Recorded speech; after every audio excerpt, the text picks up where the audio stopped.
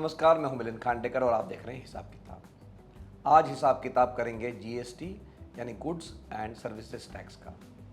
प्रधानमंत्री नरेंद्र मोदी ने 15 अगस्त को लाल किले से जो भाषण दिया उसमें उन्होंने एक बड़ी घोषणा की कि जीएसटी का एक बड़ा रिफॉर्म दिवाली तक किया जाएगा, यानी कि अगले 2 महीने में ये रिफॉर्म हो जाएगा और इसके चलते बहुत सारी चीज़ें सस्ती हो जाएंगी। तो पूरे देश को एक तरह से प्रधानमंत्री ने लाल किले की प्राचीर से एक खुशखबरी दे दी। तो आज हम हिसाब किताब में जानेंगे कि ये कितनी खुशखबरी है, इसका क्या फ़ायदा होगा कोई देश को। तो सबसे पहले ये समझ लीजिए कि जीएसटी है क्या।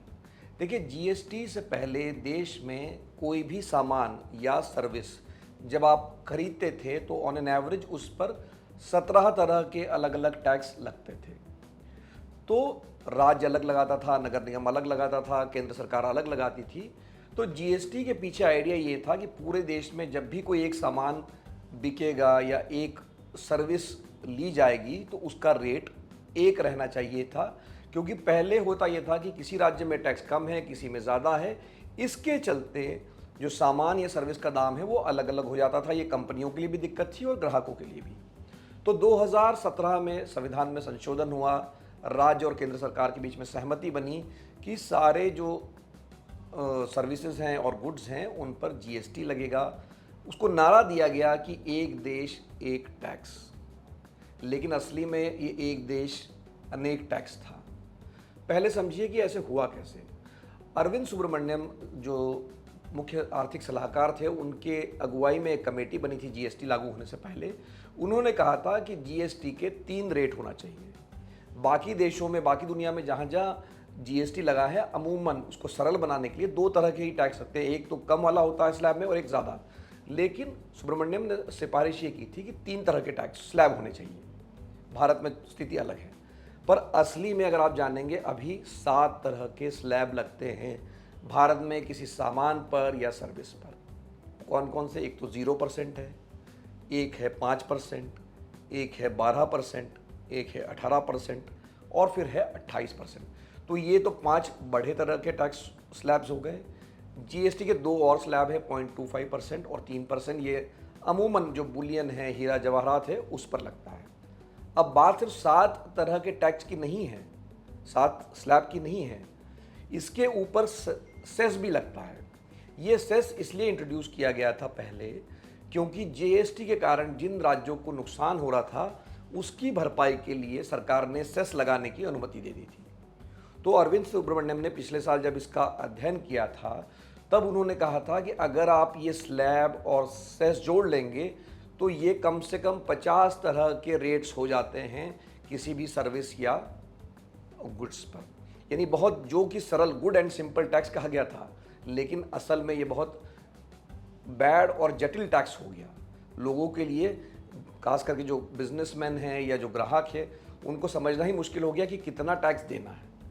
तो इस पृष्ठभूमि में प्रधानमंत्री ने आज जो घोषणा की है कि जीएसटी का रिफॉर्म किया जाएगा, जीएसटी 2.0 आएगा, दिवाली तक आ जाएगा। और प्रधानमंत्री ने खुद कहा कि इससे हमारी ज़रूरत की बहुत सारी चीज़ें सस्ती हो जाएंगी। तो अब हमें इंतज़ार करना चाहिए। अक्टूबर में दिवाली है, 22 अक्टूबर को, उससे पहले यानी अगले 2 महीने में ये रिफॉर्म होने की उम्मीद है।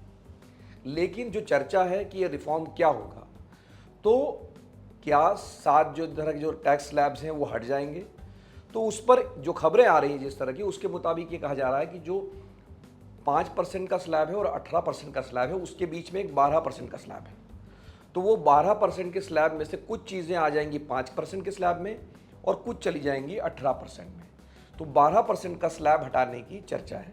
और 12% के स्लैब में अगर आप चीज़ें देखेंगे कि जिस तरह की चीज़ें 12% के स्लैब में अभी है, वो आम तौर पे जो किचन में हमारे इस्तेमाल होती है, बटर है, इस तरह की जो चीज़ें हैं, खाने पीने की जो चीज़ें हैं, उसमें बटर है, घी है, फ्रूट जूस है, यहाँ तक कि मोबाइल फ़ोन भी है, ड्राई फ्रूट्स हैं,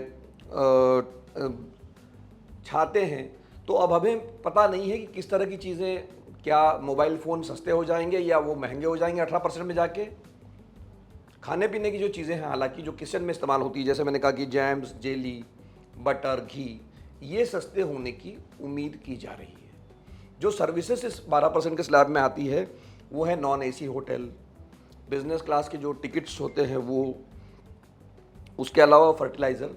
तो इस पर भी उम्मीद ये की जा रही है कि कुछ चीज़ें, कुछ सर्विसेज जो हैं वो 5% में आ जाएगी और कुछ सर्विसेज जो हैं वो 18% में जा सकती है।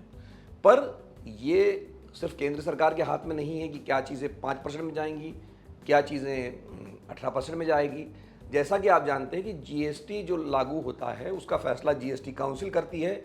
उसमें केंद्र सरकार तो होती ही है, लेकिन उसमें राज्य सरकार के भी प्रतिनिधि होते हैं और राज्य सरकारों के जो प्रतिनिधि है उनके वोटिंग राइट्स ज़्यादा होते हैं।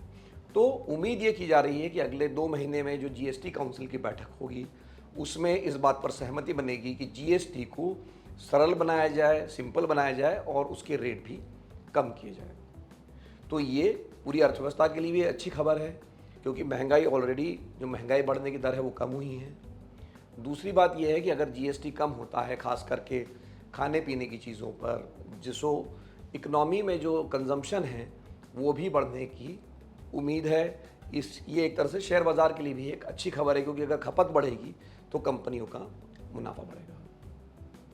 तो आज के हिसाब किताब में इतना ही। इस हिसाब किताब को लेकर अगर आपके कोई सवाल है तो कमेंट बॉक्स में लिख के भेजिए। हमेशा की तरह मैं उसका जवाब देने की कोशिश करूँगा। एक बार फिर से हिसाब किताब देखने के लिए आपका बहुत बहुत धन्यवाद।